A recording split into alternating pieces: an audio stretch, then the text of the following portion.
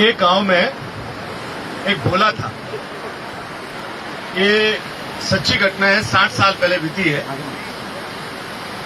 उसके 2 लड़के और एक लड़की थी। जब लड़की की शादी करनी आई तो उसके पास पैसे नहीं थे, तो वो गांव के साहूकार से उसने उधार लिए और साल भर के अंदर अंदर वापस उसने ब्याज समेत चुका दिए। और जब वो चुकाने गया तो उसकी वो इतना बोला था कि कोई भी बात में बोलता था रघुनाथ जी जाने, हर बात में बोलता था रघुनाथ जी जाने। तो जैसे ही वो पैसे देने गया, पैसे लिया, उसने स्लिप बनाई और उसने बोला कि पढ़ ले भैया, बोला रघुनाथ जी जाने। उसके मन में खोट आ गई, साहूकार के मन में। उसको लगा कि इसको कुछ मालूम है नहीं, तो उसने बोला अंदर से पानी लेके आ। वो पानी लेने गया तो उसने पर्ची बदला दी और उस पर लिख दिया पैसा बाकी। चल गया। थोड़े दिन बाद क्या हुआ, ये साहूकार ने कोर्ट में केस कर दिया कि मेरा पैसा बाकी है। कोर्ट में जब भोला को बुलाया गया तो भोला ने बोला मैंने तो पैसे दे दिए। तो बोले आपने पैसे दिए नहीं है, ये रही पर्ची। तो बोले ये रही मेरे पास पर्ची। उसको मालूम नहीं, उसने पर्ची दी तो पर्ची के ऊपर लिखा हुआ था कि पैसे बाकी है। तो वो बोला रोने लगा। तो जो जज साहब थे ना, वो साउथ इंडियन थे, उनकी पोस्टिंग नॉर्थ इंडिया में हुई थी। तो उनको थोड़ी दया आ गई। तो उन्होंने बोला एक काम करते हैं, तेरे बीच में कोई तो होगा। बोले रघुनाथ जी होंगे।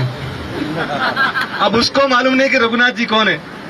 तो जज को दया आ गई। तो उसने क्या किया, उसने बोला एक काम करते हैं, गांव में रघुनाथ जी को बुलाया जाता है। अब वो गांव में गए तो कोई रघुनाथ जी करके कोई थे नहीं, पर रघुनाथ जी का मंदिर था। तो वो बोला कि ठीक है, ये पत्र वो रघुनाथ जी के चरणों में रख देते। फिर 2 दिन बाद वापिस वही बात हुई, उनको बुलाया गया। जब बुलाया गया तो बोले कि भाई कौन है तुम्हारे वो रघुनाथ जी।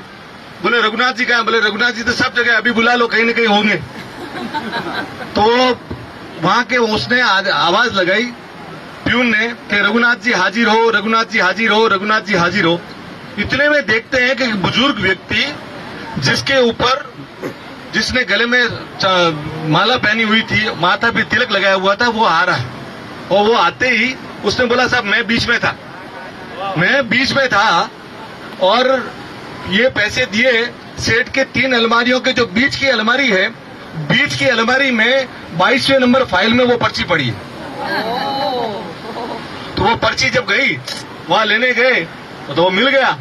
तो मिल गई वो बात, तो वो सेठ को दंडित किया गया, उनको फ्री किया गया। इतने में देखते हैं वो बुजुर्ग व्यक्ति तो लापता हो गए।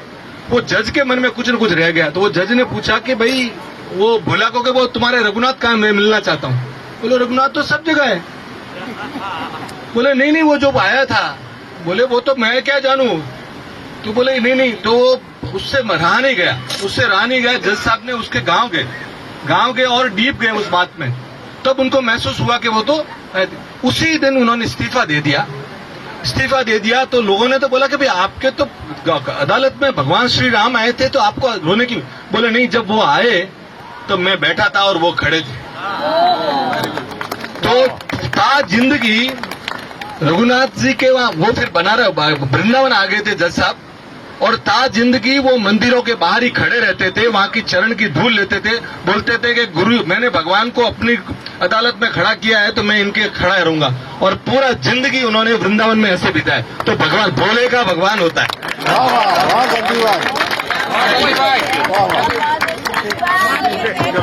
बहुत बढ़िया।